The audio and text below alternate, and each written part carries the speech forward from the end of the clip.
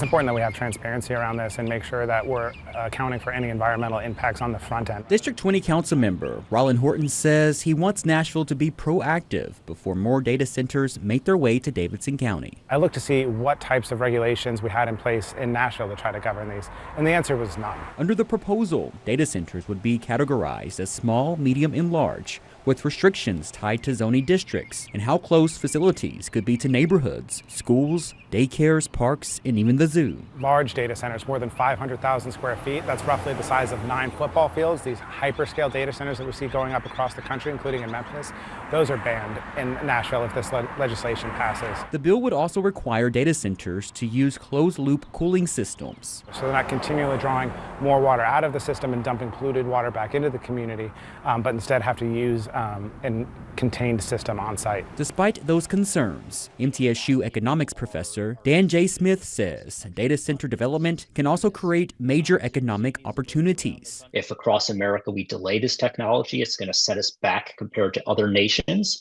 So we need to embrace it. But the problem is nobody wants it in their backyard.